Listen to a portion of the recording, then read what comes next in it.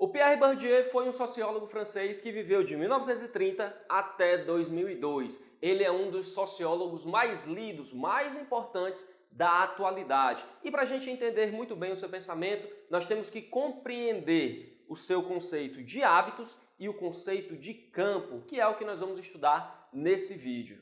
E nós estamos abrindo mais uma turma preparatória para o Enem e vestibulares. Então, se você quiser gabaritar todas as questões de filosofia e sociologia e aumentar e muito o seu repertório sociocultural para a sua redação, clica no primeiro link aqui da descrição para você fazer a assinatura lá na nossa plataforma. Eu garanto que você vai gostar.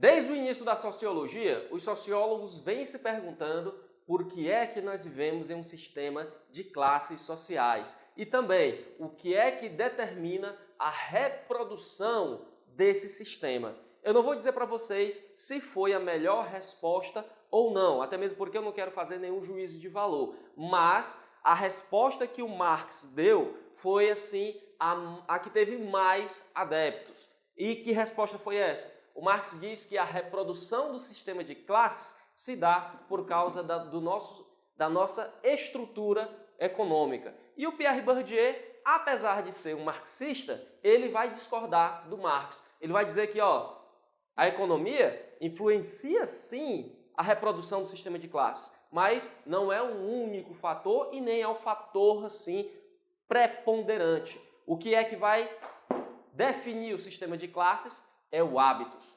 O hábitos, para ele, é a materialização, é a corporificação das disposições sociais. Pessoal, o que é disposição? É colocar no lugar determinadas coisas.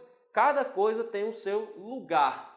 E aí, a disposição social, através do hábitos, ela é interiorizada no indivíduo. E o indivíduo, ele acaba aprendendo um determinado estilo de vida para poder conviver no grupo social ou a classe social que ele pertence. E aí o Pierre Bourdieu vai dizer que não é a estrutura econômica por si só que reproduz o sistema de classe, é o próprio indivíduo.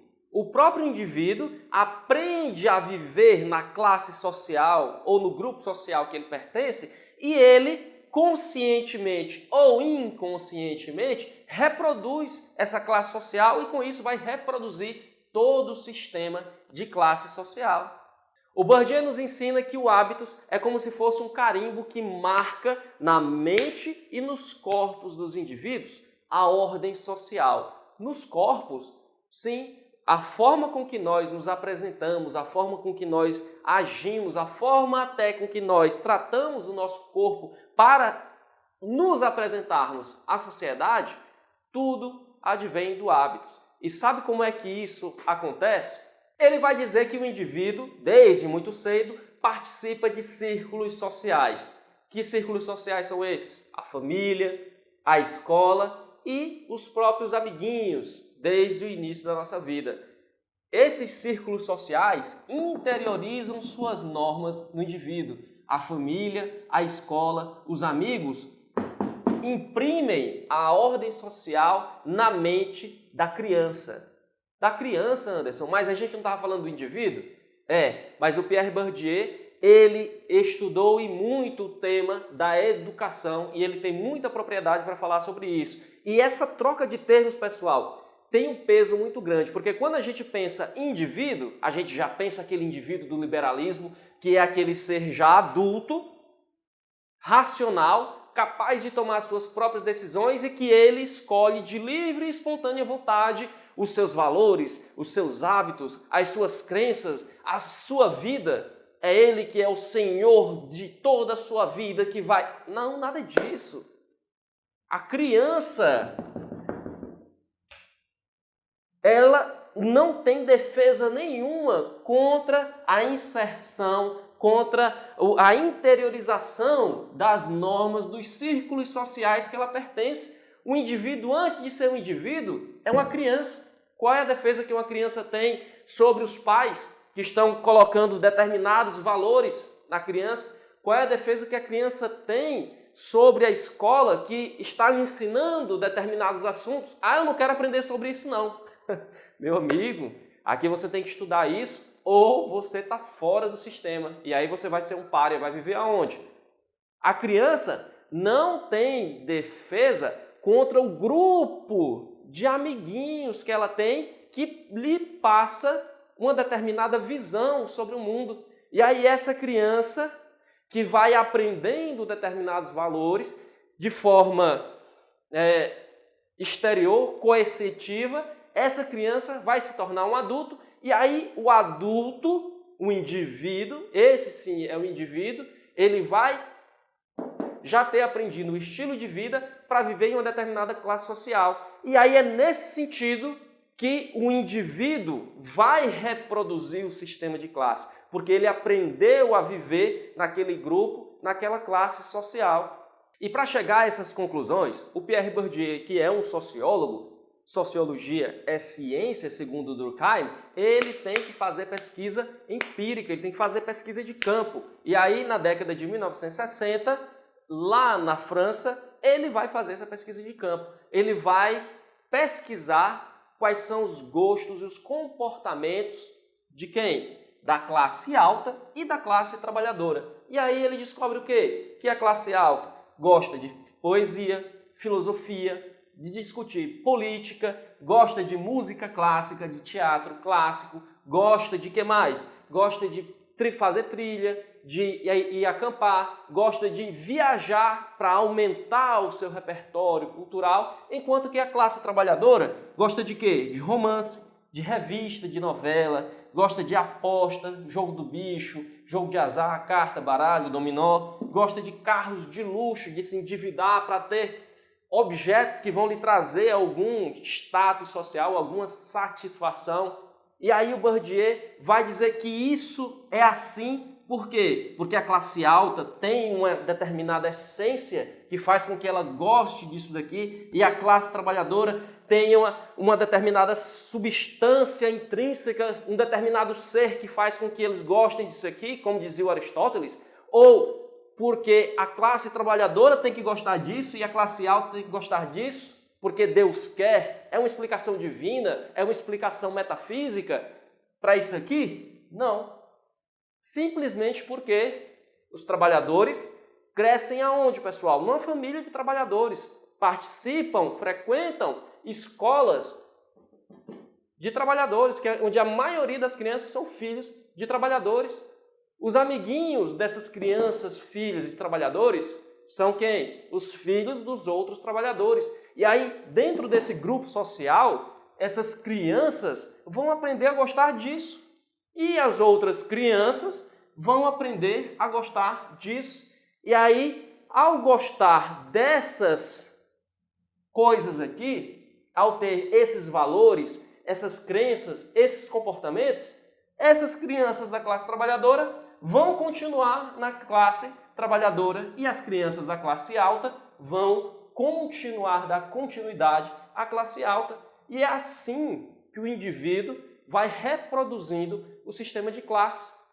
A economia determina a reprodução do sistema de classe, mas não só a economia, o próprio indivíduo é que reproduz esse sistema de classe.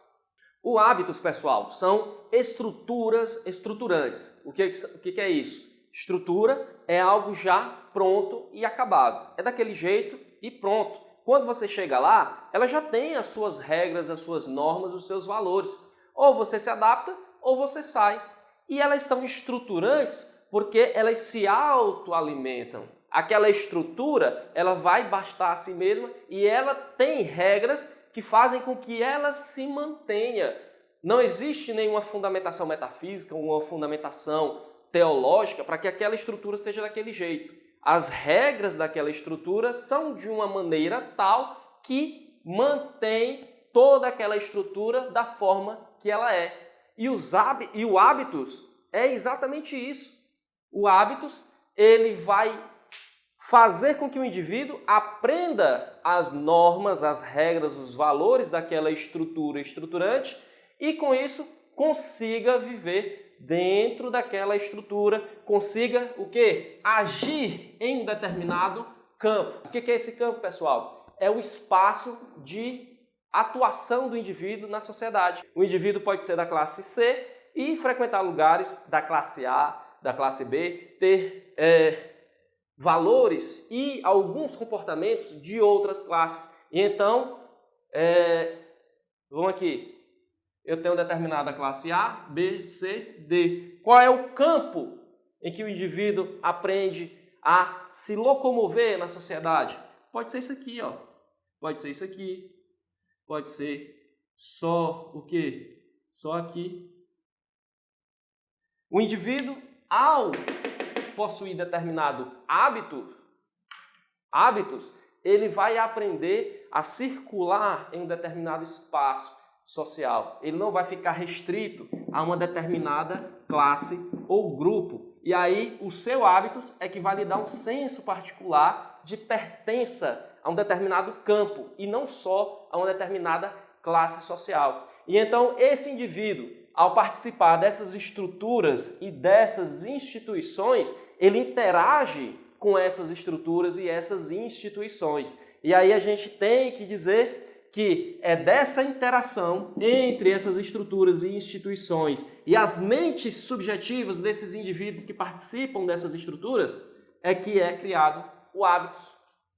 O hábitos, então, vai dar uma noção clara de identidade, o modo de sentir, de agir, de pensar, de se comportar. Aqui eu posso até dizer que o indivíduo, ao ter determinado hábitos, ele vai ter um determinado modo de ser, um modo de ver o mundo, um modo de se comportar, um modo de pensar. E é por isso que o Pierre Bourdieu diz que o hábitos é como se fosse um carimbo que introjeta, que marca toda uma ordem social, todas as disposições sociais na mente do indivíduo, fazendo com que ele, ao participar de determinado campo, ao atuar em determinado campo social, ele também reproduza esse sistema de classe que ele está inserido.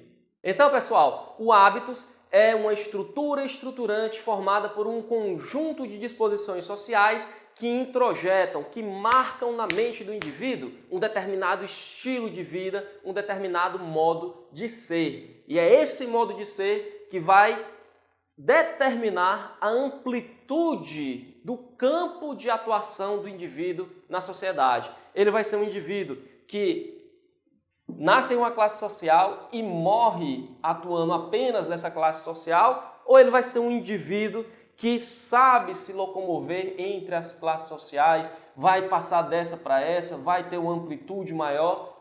É o hábitos que vai determinar a amplitude do seu campo de atuação social. Esses são os principais conceitos para a gente entender mais profundamente o pensamento desse grande sociólogo, desse sociólogo que é muito influente na atualidade. E se você está aqui até agora e não vai fazer vestibular ou Enem, é porque você realmente gosta de filosofia, de sociologia, desses assuntos mais abstratos, que te dão uma riqueza, que te dão um capital intelectual maior, um capital cultural que enriquecem o seu repertório cultural. E aí eu te convido a clicar no segundo link da descrição para você conhecer o nosso curso de História da Filosofia. É um curso completo, bem didático. Lá você vai aprender como foi que se desenvolveu o pensamento ocidental desde o início até os nossos dias, e aí você vai ter uma bagagem cultural muito maior para formar a sua opinião sobre os fatos que acontecem hoje na nossa sociedade e na sociedade mundial, podemos dizer assim, de um modo geral. Então, fica o convite, vai lá, clica no segundo link, conheça o nosso curso, se matricule, faça a sua assinatura, que eu garanto que você vai gostar. Eu vou ficando por aqui, um grande abraço e até mais.